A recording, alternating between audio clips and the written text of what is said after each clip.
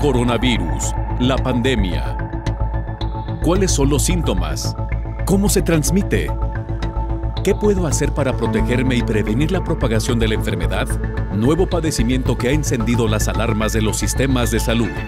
Coronavirus, la pandemia.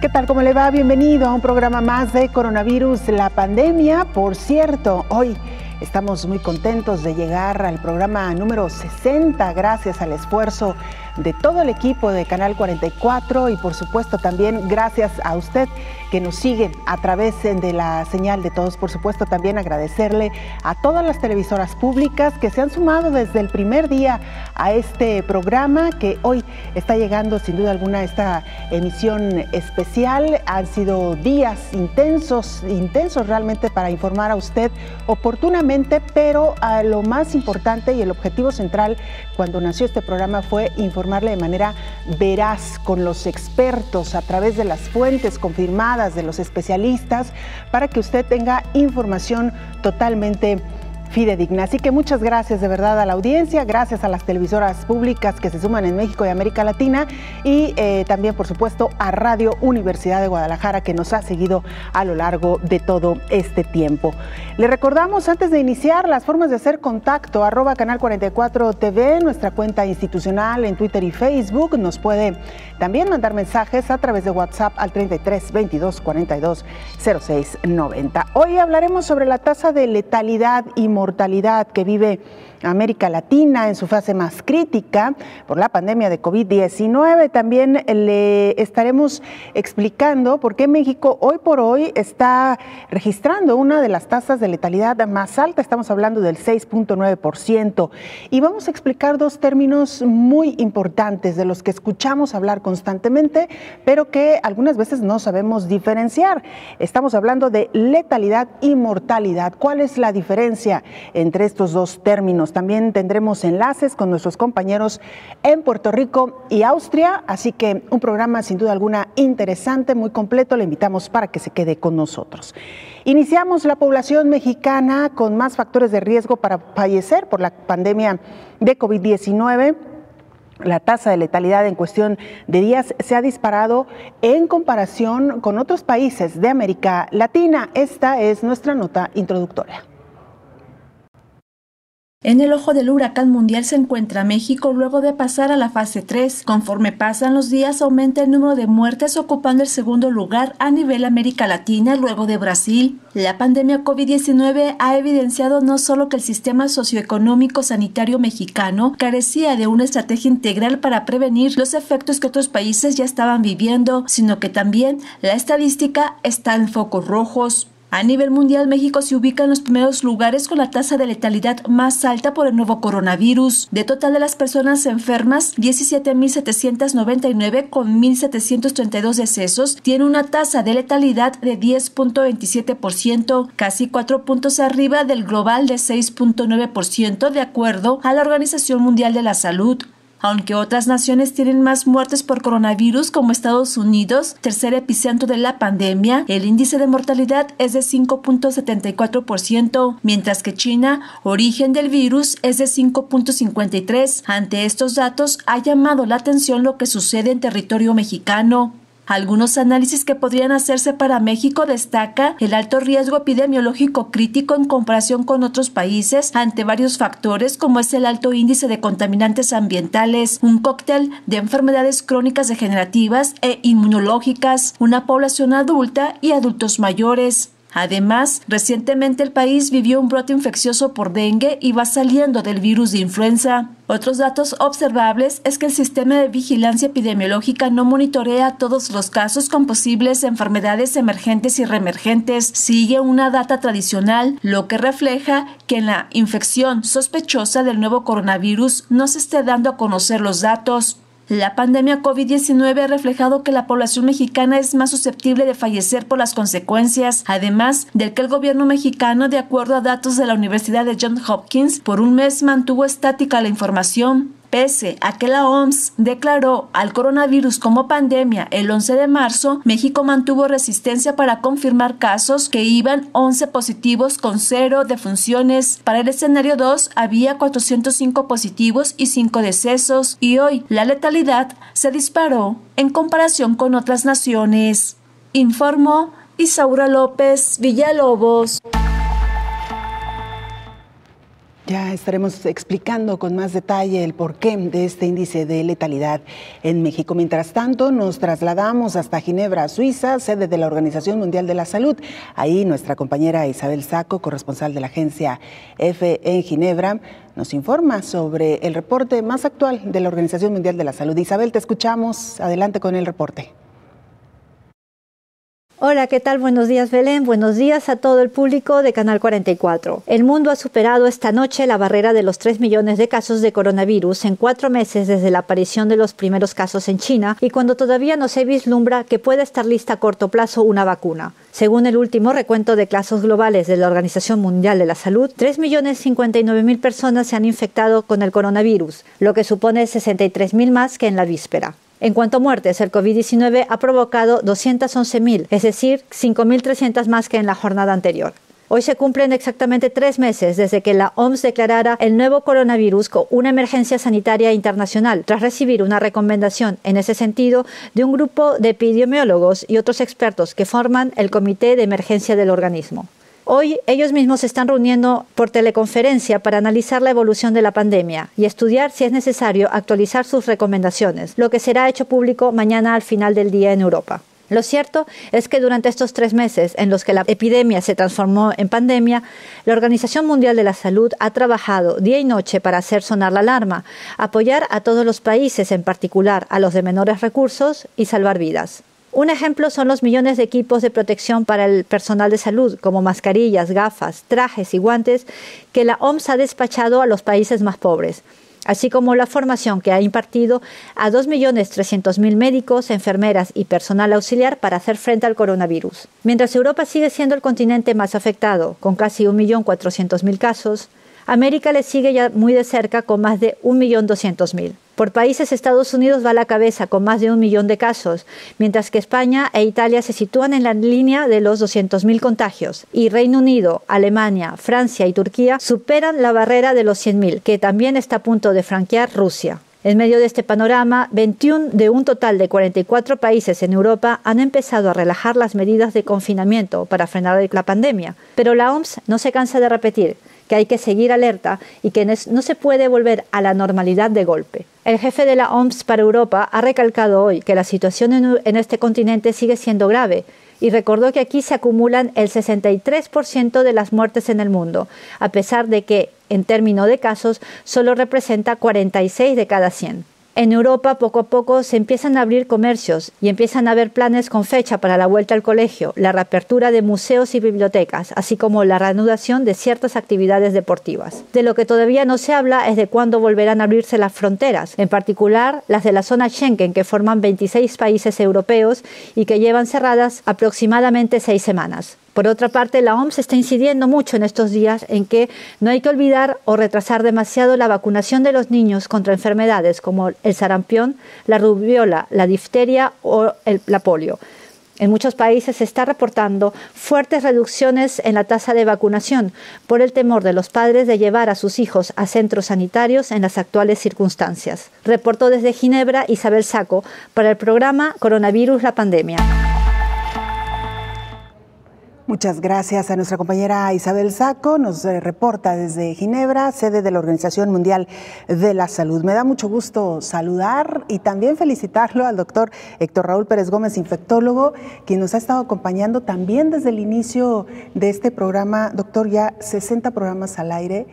Y excelente. Además reconocer, doctor, su expertise, su claridad y sobre todo el que se haya adelantado a muchos de los datos que hemos dado a conocer o que se han dado a conocer posteriormente. Yo recuerdo desde el primer programa cómo nos explicaba usted sobre el comportamiento del virus, nos explicaba también, hablaba de los medicamentos que hoy por hoy se están retomando y están hablando a nivel internacional.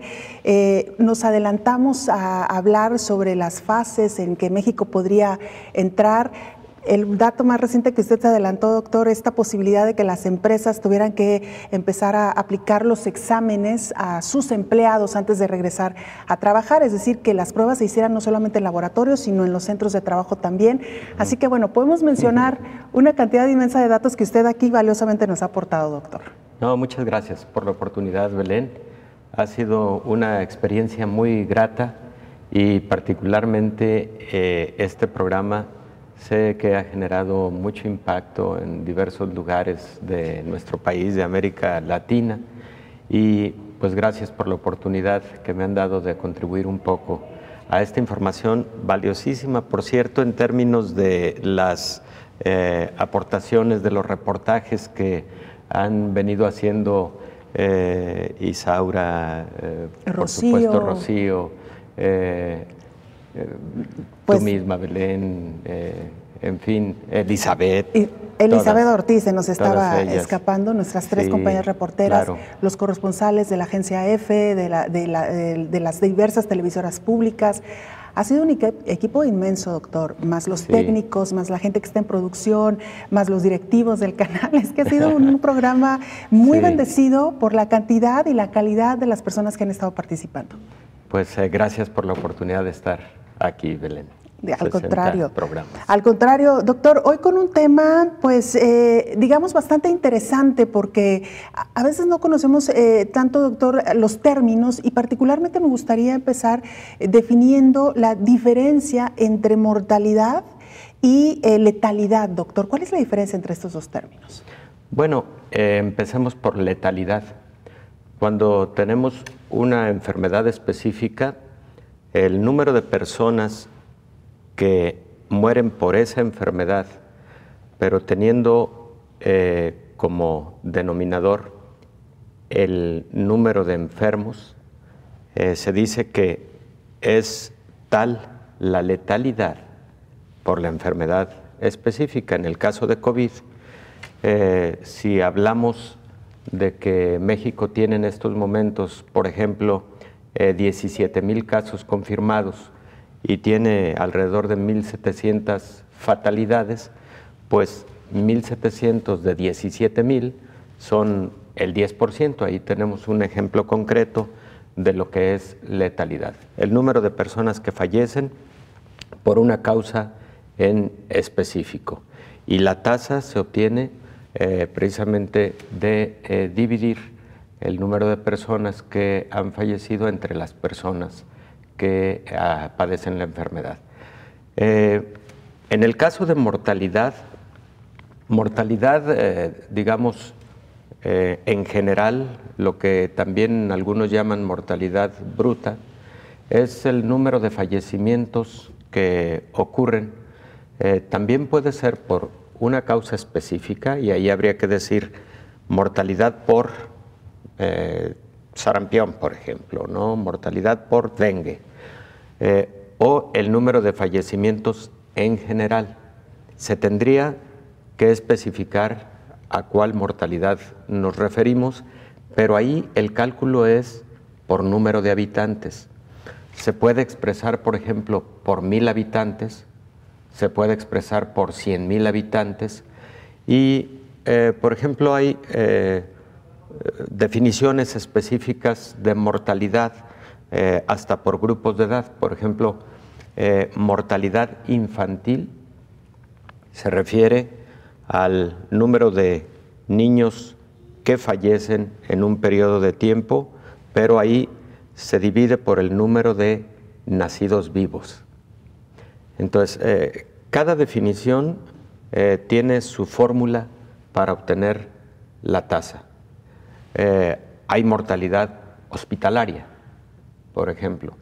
Es el número de personas que fallecen en un hospital por egresos hospitalarios, pero esa mortalidad la dividimos en dos grupos: la tasa de mortalidad cruda o bruta y la tasa de mortalidad ajustada. Depende de algunas variables. Por ejemplo, la ajustada es aquella que ocurre después de 48 horas de haber ocurrido el ingreso hospitalario, y mortalidad bruta hospitalaria o cruda hospitalaria es aquella que ocurre antes de las 48 horas del ingreso hospitalario. Entonces, cada definición tiene la manera de ser medida, pero en general esa es la diferencia entre letalidad y mortalidad, que es lo que nos ocupa específicamente por el programa. Así es, doctor. Y después de la pausa vamos a hablar por qué México hoy por hoy registra una de las tasas de letalidad más alta cuando se ha ubicado en los lugares, digamos, menos importantes en cuanto al número de casos que se han reportado como personas infectadas. Con esto y mucho más regresamos, doctor. Gracias. Vamos a la pausa, volvemos.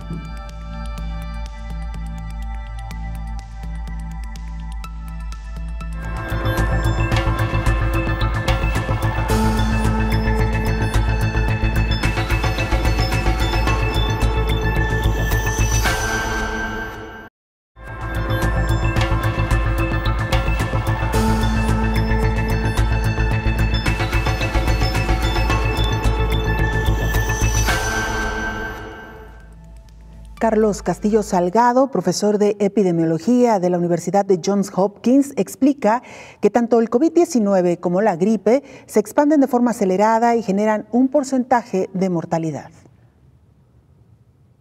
Si México no hubiera retrasado las medidas de contención del COVID-19, habría evitado un crecimiento exponencial de contagios.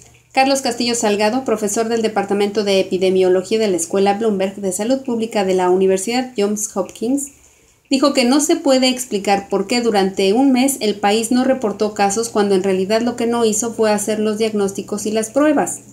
El primer caso se registró en México el 27 de febrero. Al 1 de abril reportó 1,378 casos y 37 defunciones. Las medidas retrasadas del país hicieron que esta curva exponencial podría haberse evitado si hubiesen generado las acciones de contención semanas antes. No se puede explicar por qué por un mes no tuvieron casos, cuando en realidad lo que no hicieron fue hacer los diagnósticos y las pruebas. En cambio, Colombia muestra un decremento en la curva debido a que apostó por una contención más prematura, por lo que la reducción de contagios obedece a las acciones emprendidas al menos 2 semanas antes. Al 26 de abril, México reportó 14,677 contagios y 1,351 muertes, mientras que Colombia tiene 5,379 y 244 decesos a la misma fecha. México, con la tasa de mortalidad más alta casi del mundo, y esto es debido a las acciones que no se realizaron en forma prematura y también por el exceso de mortalidad y de infección en personal médico y de enfermería. Ahora, ¿cuándo es posible abrir la economía? Primero hay que identificar a la población infectada mediante pruebas, asegurar la disponibilidad masiva de test para conocer los niveles de anticuerpos y población con inmunidad, además de incrementar el personal de salud para el rastreo de contagios, informó Elizabeth Ortiz. Se le decíamos ya al principio de este espacio, México tiene una letalidad por COVID-19 de las más altas en el promedio mundial. Esta se ubica en el 6.9%. El primer contagio por COVID-19 reportado en México fue el 27 de febrero. Luego de 2 meses, este país llegó a 16,752 casos confirmados y 1,569 muertes. Por el porcentaje de fallecimientos respecto al número de personas contagiadas, la letalidad del virus en México es del 9.3%. A nivel mundial, la letalidad es del 6.9%, es decir, que en México es más alta respecto al promedio de los países que han reportado muertes por COVID-19. China, donde comenzó la pandemia, reportó una letalidad de 5.5%, pero en algunos países este indicador es mayor. También hay que tomar en cuenta el número de días que cada país lleva combatiendo la COVID-19. Brasil y Perú tienen prácticamente el mismo periodo enfrentando al virus. Aún así, en esos 2 meses, ambos tienen una letalidad más baja que México. Brasil tiene 6.9%, igual que el promedio mundial, y Perú alcanza el 2.7%. Aunque 8 de cada 10 personas contagiadas van a tener una enfermedad leve, en el caso de embarazadas, adultos mayores de 60 años y quienes tengan enfermedades crónicas, las consecuencias pueden ser distintas. A diferencia de Europa, en este país hay una gran cantidad de personas con enfermedades crónicas o con obesidad, padecimientos relacionados con la mala alimentación por comer exceso de sal, azúcar o grasas. Habla Hugo López-Gatell, subsecretario de Prevención y Promoción de la Salud. ¿Cuáles son estas enfermedades crónicas? Son diabetes mellitus, hipertensión arterial, tener la presión arterial alta, obesidad, enfermedad pulmonar crónica como enfisema, bronquitis o asma, y también enfermedad cardíaca crónica, historia de enfermedad isquémica, historia de un infarto, por ejemplo, angina de pecho, arritmias o malformaciones cardíacas congénitas, alteraciones de las válvulas cardíacas o historia de cirugía de las válvulas cardíacas, reemplazo de válvulas cardíacas. Estados Unidos, el país vecino de México, tiene 3 meses con la pandemia. Su tasa de letalidad es del 5.7% y aunque este indicador es menor, lo cierto es que la curva de contagios va bajando y se prevé que para el 16 de mayo esté al 97% de concluir su periodo de contagio, según la Universidad de Singapur de Tecnología y Diseño. Informó Elizabeth Ortiz. Y mira, hay dos conceptos que se utilizan para medir la gravedad de una enfermedad en relación con las muertes que genera. ¿Sabe cuál es la diferencia entre letalidad y mortalidad? Ya se lo adelantábamos, ya nos lo explicaba el doctor, pero vamos a ver y a escuchar la siguiente pieza.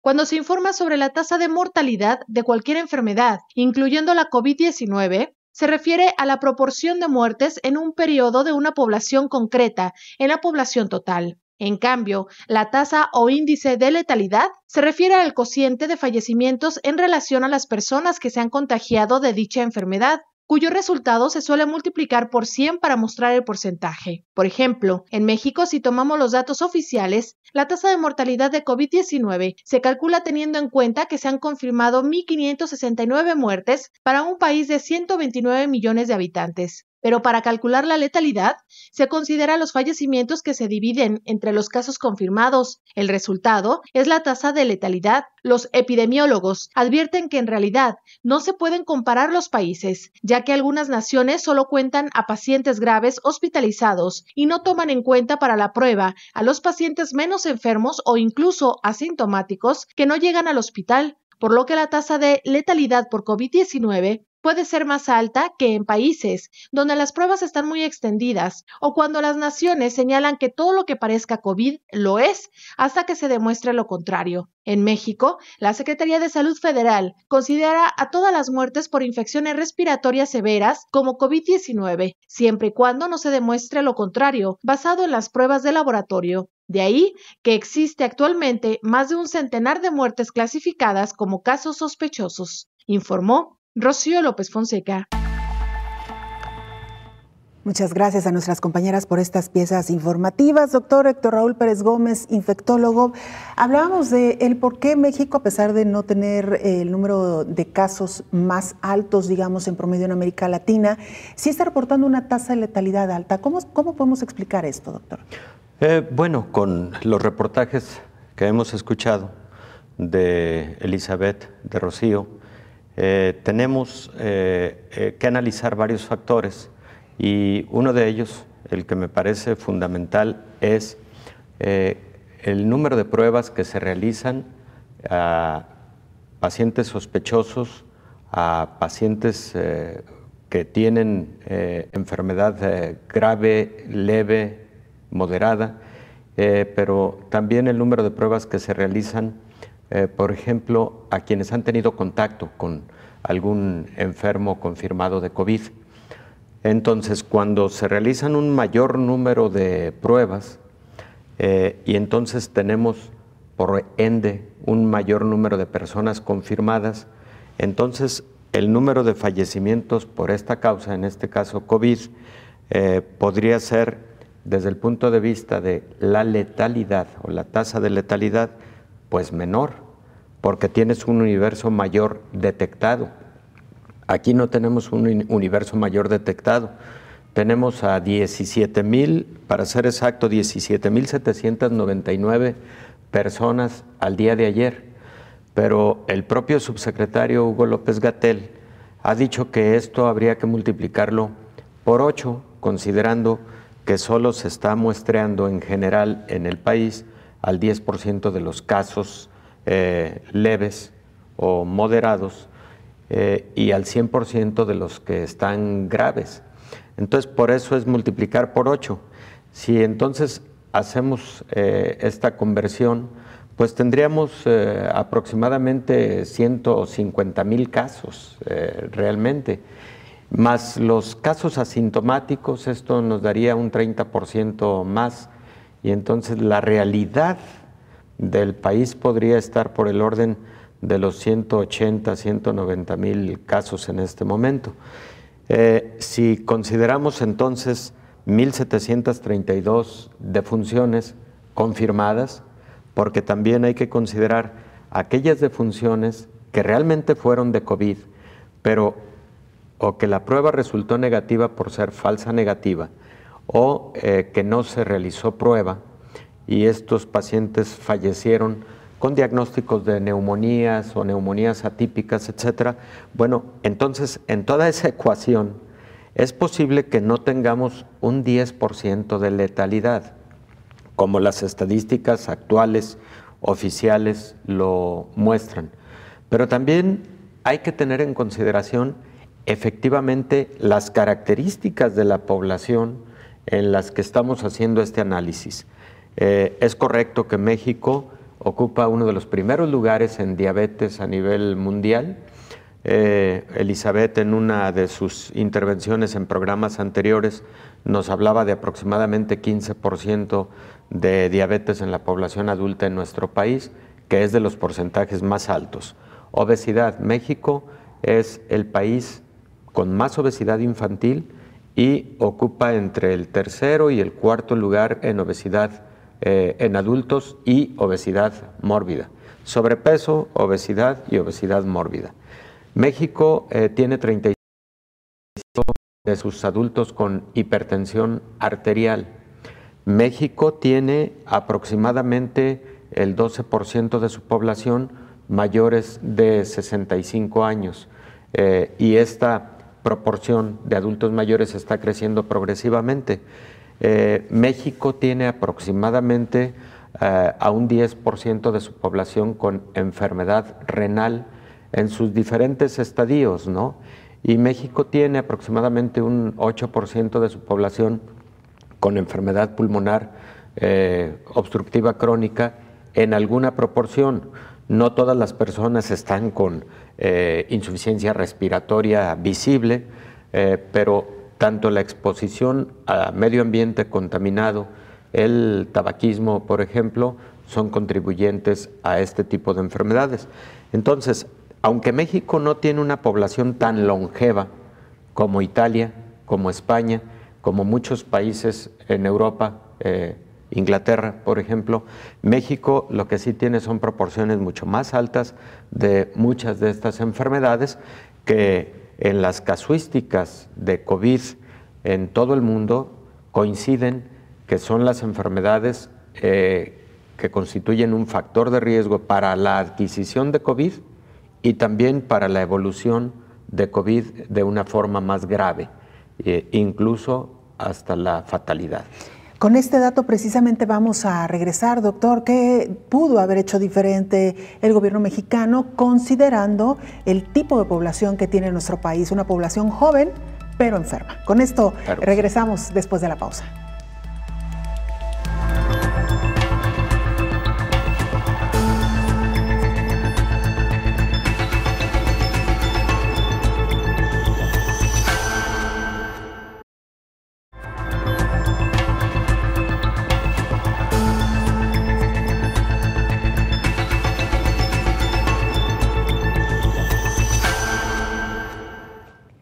En Austria será el próximo 1 de mayo, es decir, ya cuando se levante el confinamiento impuesto para frenar la expansión de COVID-19, pero se mantendrán ciertas medidas de distanciamiento. Precisamente en Austria se encuentra nuestro compañero Jordi Kuz, él es corresponsal de la agencia EFE y nos presenta esta información. Jordi, qué gusto saludarte y escucharte. Cuéntanos cómo se prepara Austria para este regreso a la llamada nueva normalidad. Hola, buenos días Belén, buenos días México. En Austria la situación se ha estabilizado bastante ya. Actualmente quedan unas 2.000 personas enfermas del COVID-19 con unos 500 ingresados en los hospitales. Todo esto son números muy lejanos de lo que se vive en España o Italia. Aquí ha habido hasta ahora solo 555 personas que han fallecido. Y la situación realmente nunca fue tan dramática porque se reaccionó muy pronto, ¿no? Entonces, esto le permitió a las autoridades mantener el sistema sanitario y también el sistema económico fuera de un colapso, digamos. Eso sí, los expertos los economistas creen que la economía este año se va a contraer entre el 5 y el 7%, ya que en cuestión de semanas el número de desempleados se disparó a niveles nunca vistos en la historia reciente. Y así empezamos el mes de mayo con la vida bastante normalizada ya, las tiendas están abiertas, a partir de mañana se puede hacer deportes, incluso hoy, que estamos al día 30 de abril, se siente ya una cierta normalidad en las calles, pero económicamente queda por ver cómo sale el país de esta situación de parálisis total de la economía durante 6 semanas, que seguramente le va a costar a cientos de miles de personas el trabajo y habrá que ver si se pueden reponer tan rápidamente. El gran temor, a pesar de todo el optimismo, es siempre la segunda o una posible segunda oleada de la pandemia, que aquí se teme que podría llegar después del verano. Mientras tanto, ahora los colegios van a abrir en 2 semanas y siguiendo el ejemplo de Dinamarca, que ya tiene los colegios abiertos desde hace 2 semanas, se espera que eso no cause un repunte de las infecciones. Actualmente el factor de reproducción del virus está por debajo del 0,6 puntos. Eso significa que de cada 100 personas solo se contagian otras 60, lo que quiere decir que en unas semanas ojalá se pueda erradicar el virus. El problema es que en Europa hay muchos países, las fronteras siguen cerradas y si un país tiene el virus bajo control, eso no significa que alrededor esté controlado. La vida normal, digamos, como antes estamos acostumbrados, no es tan fácil de restablecerla. Belén. Claro, Jordi, me gustaría hacerte un par de preguntas. Primero, precisar que Austria es uno de los países, más pequeños de Europa. Tienen alrededor de 9 millones de habitantes, ¿es correcta la cifra? Y también ha sido uno de los primeros países en Europa que ha anunciado el regreso a la nueva normalidad. ¿Cuándo tuvieron ustedes su fase más crítica, Jordi? Y no sé si recuerdas por ahí a cuántos el número de infectados alcanzaron en esta etapa. Sí. La fase, digamos, el momento más alto de la pandemia llegó la primera semana de abril. Eso fue, digamos, unas 2 semanas después de iniciar las restricciones. Estaba incluso previsto por las autoridades que ese momento iba a ser el más crítico. En ese momento había unas 2.000 personas en los hospitales y 500 más o menos estaban en cuidados intensivos. Todavía esos eran números bastante manejables, porque este país, junto con Alemania, es el país que más camas hospitalarias, sobre todo de cuidados intensivos, puede ofrecer a su población. Por lo tanto, en ningún momento se estuvo aquí al borde de un colapso como sucedió en el norte de Italia o en Madrid o en otras ciudades francesas, donde se llegó al límite de las camas, sobre todo, estamos hablando de camas de cuidados intensivos. Jordi, ¿cuál consideras un poco pasada la emergencia, qué fue lo que hicieron correctamente en Austria para hoy estar hablando ya de un regreso pues prácticamente rápido a la nueva normalidad? Sí, o sea, el factor clave, y esto se está descubriendo ahora en toda la región, no solo en Austria, sino también en países vecinos, más pequeños todavía, que tienen menos casos, es el factor clave fundamental fue la reacción rápida inicial. Y eso no significa ahora que un país haya sido más rápido que otro, sino depende de cada país en qué momento de la pandemia estaba. Entonces, Austria, por ejemplo, reaccionó igual que España al mismo tiempo, pero España estaba mucho más adelantada ya en la pandemia. Y los países del este de Europa incluso estaban muy por detrás de Austria en la pandemia, por eso ellos casi no tienen casos. El factor clave es reaccionar muy, muy pronto. Es algo que se sabe ahora, por supuesto, pero eso son las experiencias que se vienen analizando ahora de los países, entre comillas, más exitosos en la gestión. Una cosa hay que decirlo siempre, Una cosa es la reacción sanitaria, otra cosa es el efecto económico, que para todos más o menos es muy similar, porque el parón de 5, 6, 7, 8 semanas de toda actividad económica es un golpe muy duro para cualquier economía. Claro, por último te pregunto, la aplicación de pruebas PCR en Austria, ¿qué tan importante fue esta medida? Aquí desde el principio se intentó, como en todos los países, aumentar rápidamente la capacidad. Había momentos donde no era posible porque había mucha competencia a nivel mundial de conseguir sobre todo la materia prima, pero aquí más que nada, más que los test, los famosos test, hay países como Islandia, por ejemplo, que han hecho incluso muchísimo más test, o Luxemburgo, que ha anunciado lo que quiera, los test a toda la población. Pero estamos hablando de un país de 360.000 habitantes. Eso ni siquiera en Austria con 9 millones, y menos en México con 100 millones va a ser posible. Pero lo importante, a mi modo de ver, y a lo que dicen aquí los expertos, más allá de los test, es el cumplimiento de las reglas de distanciamiento social. Es lo único, al final, que puede generar esto, que la gente se acostumbre a vivir de forma un poco diferente, a no acercarse tanto, a mantener distancia, a trabajar de casa siempre que sea posible. Y luego, claro, está el tema de los test para poder, sobre todo, reaccionar a brotes inesperados en situaciones concretas, en lugares determinados.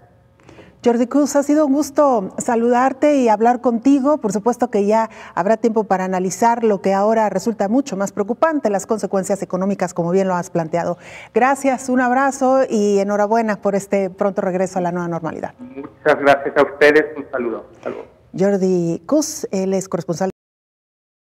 Mi compañera Rocío López Fonseca nos explica cuáles son los factores de riesgo que pueden complicarse por COVID-19 en América Latina.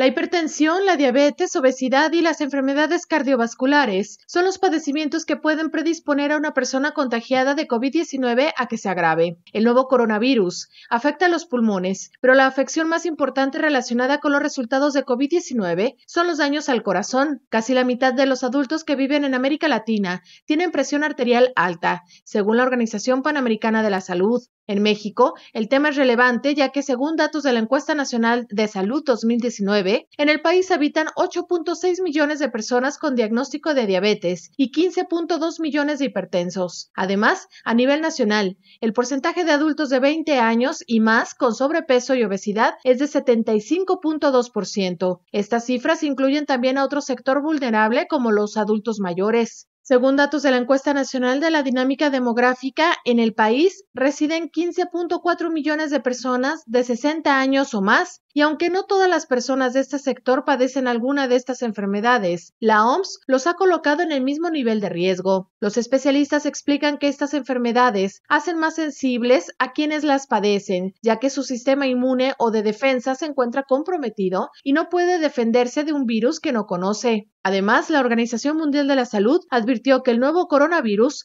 es 10 veces más mortal que el virus responsable de la gripe AH1N1, surgido a finales de marzo de 2009 en México. Invitó a las naciones a que el levantamiento de los distintos confinamientos implementados a nivel mundial se haga de manera progresiva para evitar una segunda gran oleada de contagios y muertes, informó Rocío López Fonseca. Hacemos una pausa, regresamos a este programa especial Coronavirus, la pandemia.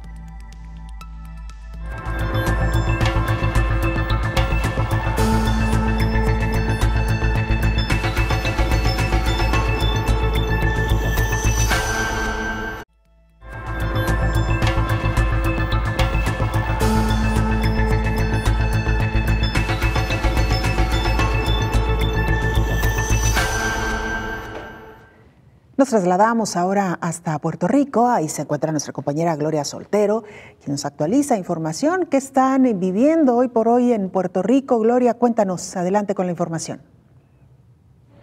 Un saludo cordial a nuestros amigos del Canal 44 en Guadalajara, México. Un mensaje fraternal de paciencia y mesura durante la crisis que enfrenta el mundo. Y Puerto Rico continúa viviendo bajo estado de emergencia durante la pandemia del COVID-19 y entra en su día número 43 de la cuarentena y toque de queda decretados por la gobernadora Wanda Vázquez Garcet. Bueno, de acuerdo al más reciente informe del Departamento de Salud, se mantuvo en 84 las muertes por COVID-19 y no se han reportado nuevas fatalidades para el día de hoy. De acuerdo con los datos del sistema de vigilancia de la agencia, la última vez que no se reportaron muertes por coronavirus en la isla fue el pasado 14 de abril, mientras se añadieron 18 casos únicos positivos. 14 de esos resultados se determinaron a través de pruebas serológicas y mediante pruebas moleculares.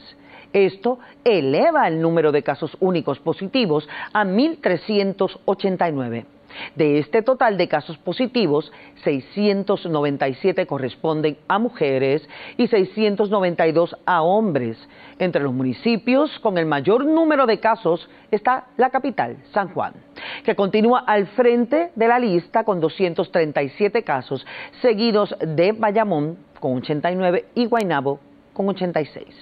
De acuerdo a la información, 75 de los 78 municipios tienen al menos un caso positivo hasta el momento y se mantiene como el rango de edad entre los 50 a 59 años como el de mayor incidencia, con 281 casos del total de contagiados. El periodo de cuarentena vigente se extiende hasta el próximo 3 de mayo, por lo que se espera que la gobernadora de Puerto Rico anuncie próximamente una nueva orden ejecutiva. Desde Puerto Rico, soy Gloria Soltero. Gracias a nuestra compañera Gloria Soltero en Puerto Rico. Doctor Héctor Raúl Pérez Gómez, infectólogo, regresamos a esta charla. Un comentario muy breve sobre estos dos ejemplos que claramente nos muestran cómo han reaccionado los países y sobre todo la población, doctor. Lo decíamos, Austria, una población pequeña, es cierto, menos de 9 millones de habitantes, pero con una reacción muy rápida y en realidad las pruebas no fueron determinantes en el control de esta pandemia. Doctor, un caso contrario en Puerto Rico, donde hasta toque de queda han tenido que imponer. Pues efectivamente, las medidas oportunas, sobre todo de aislamiento social, son las que más contundentemente han logrado aplanar curva, pulverizar las curvas, como ya algunos autores han sugerido que empecemos a manejar y a procurar lograr objetivos de ese tamaño. Y la distancia interpersonal es fundamental, además de las medidas de protección personal, ¿no? Las pruebas indudablemente son muy importantes porque ayudan a detectar temprano, actuar tempranamente desde el punto de vista médico, pero también a cortar cadenas de transmisión. Sin embargo, cuando comparamos el peso de esos dos factores, el de aislamiento social y el de la realización de pruebas masivas, tiene más peso el aislamiento social y la distancia entre las personas y las medidas que adopta cada persona de forma responsable, de forma disciplinada, para su propia protección y para protección de los demás. Por otro lado, platicábamos hace algunos programas, efectivamente, lo relativo a las fases de realización de pruebas y qué tipo de pruebas hacer. Cuando escuchábamos de volver a la nueva normalidad en Austria, y ya lo venimos escuchando desde lo que vino ocurriendo en China hace ya un mes aproximadamente, Corea del Sur, luego ya España un poco, aunque sigue teniendo muchos casos y también mucha mortalidad o letalidad. La situación es que volver a la nueva normalidad sí va a implicar un cambio de paradigma en nuestros estilos de vida, hacia estilos de vida más saludables y sobre todo estilos de vida que incluyan la protección ante enfermedades infecciosas. Ahorita estamos viviendo COVID, pero en el futuro podemos vivir otra epidemia u otra pandemia. Hay muchos virus que son virus que circulan y que se convirtieron en estacionales, pero que pueden resurgir. Puede resurgir una pandemia de influenza, no sabemos de qué naturaleza, pero también la viene anunciando y se viene esperando por parte de la Organización Mundial de la Salud desde hace varios años. Estamos a inicios de una década y cuando es finales de una década, inicios de otra, es cuando podemos tener pandemias por influenza, y así ha sido la historia a lo largo del último siglo y medio en el mundo. Entonces, cambios de paradigma son fundamentales porque que no se nos olvide lo aprendido en una pandemia de esta naturaleza y particularmente que no se nos olvide que la población más vulnerable debe estar en todo momento bajo mayor resguardo y bajo control en cuanto a las enfermedades crónico-degenerativas que presentan. Tú me preguntabas, ¿y por qué la alta letalidad en México? Decíamos que sí es una alta letalidad, indudablemente, pero que hay otros factores que han venido influyendo, incluyendo el poco número de pruebas que se han realizado y, por lo tanto, el reconocer que esas 17,000 casos confirmados pues no son los casos reales que tiene México. Pero, por otro lado, también actuar oportunamente en tener una infraestructura hospitalaria. Ayer hablábamos de terapias intensivas y su equipamiento, una infraestructura de atención a la salud, pero no solamente en caso de una pandemia, sino ya de manera permanente. El número de camas hospitalarias que tiene México es de solamente 1.4 camas por 1,000 habitantes. Japón tiene 13 camas por 1,000 habitantes. Y así hay una serie de comparativos que nos hablan de que tenemos que fortalecer el sistema de salud de nuestro país. Y por otro lado, fundamental también que la educación para la salud sea permanente en México, porque todavía existen personas que ante sintomatología se tardan en acudir a recibir atención, y la tardanza en acudir a recibir atención puede significar la diferencia entre una evolución, una buena evolución, un buen pronóstico, o un mal pronóstico. Todos esos factores influyen. Claro, doctor, hablábamos de las características poblacionales de México en cuanto a salud se refiere y decíamos que somos un país joven pero enfermo, con altos índices de obesidad, de hipertensión, de diabetes. Teniendo en cuenta este factor, ¿el gobierno federal debió haber actuado de manera distinta, doctor, o es algo que difícilmente se puede controlar, digamos? Pues mira, si a nivel federal con la población general se hubiera acudido más tempranamente al aislamiento social, el impacto que están teniendo algunos estados de la República, incluida la Ciudad de México, por ejemplo el Estado de México, etcétera, sería mucho menor. Pero además, la letalidad, si en los grupos vulnerables se hubiera generado aislamiento social de forma más temprana, es decir, cuide a su adulto mayor, no le permita salir bajo ninguna circunstancia, atiéndalo bien, cuide a su paciente con diabetes, a su padre con diabetes, a su mamá con diabetes, con hipertensión, etc. Es al revés, el 80% de la población diabética en México no tiene adecuado control de sus niveles de glucosa. Ese es un porcentaje muy alto. Aproximadamente el 40% de la población diabética en México no sabe que tiene diabetes. Y quien lo sabe frecuentemente se niega a reconocerlo durante los primeros meses y años. Y el control metabólico no es el mejor. Entonces, todo eso es actuación permanente, pero además ante una pandemia es cuidar a esos grupos vulnerables y por supuesto luego ya con la población general, pues también oportunamente el aislamiento social y las medidas de distancia interpersonal, ¿no? Lo que se ha llamado sana distancia. Se estuvo, como recordarás, insistiendo en que esas medidas fueran dictadas antes, cuando incluso se presentó el primer caso, que seguramente no fue el primer caso que tuvo México, seguramente México tuvo más casos previos a ese primero oficial reconocido. ¿Por qué? Porque México es un país cosmopolita, hombre.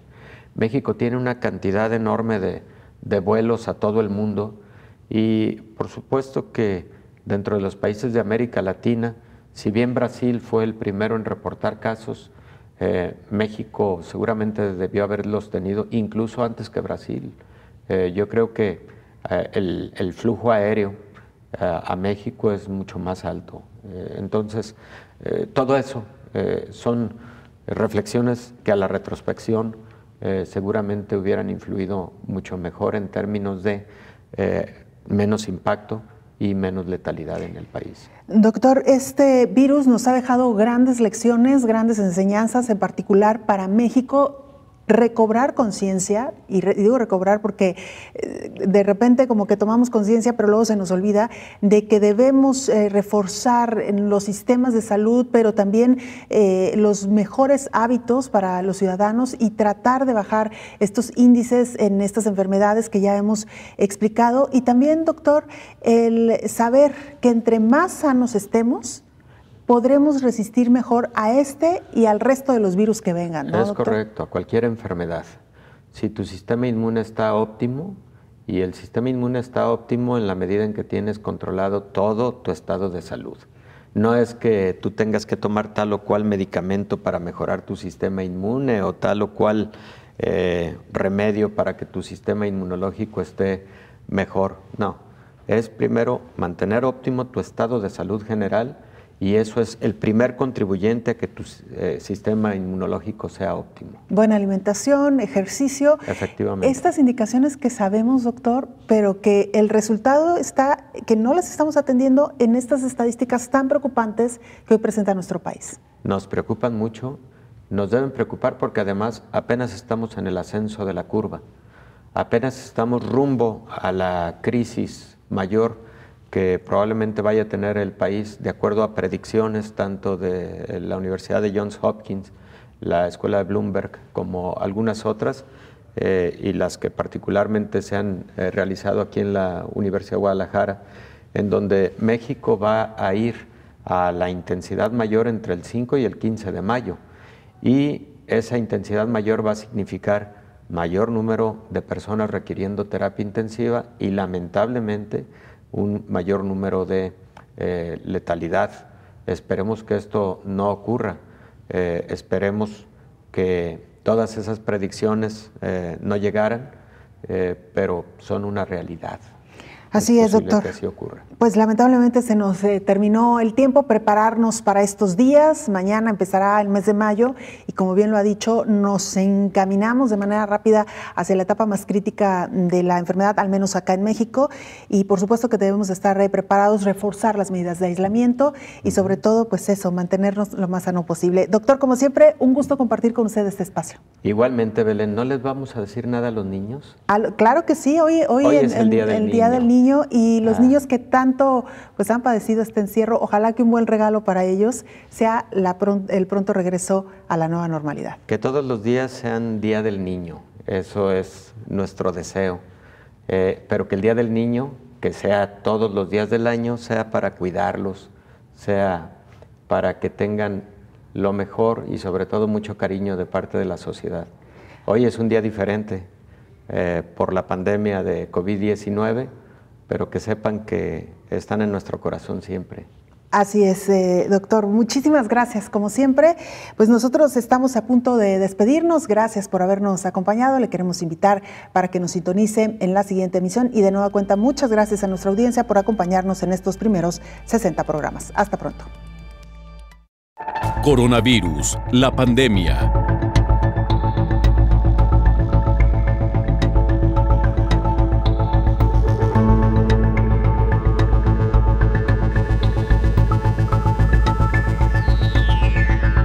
Coronavirus, la pandemia.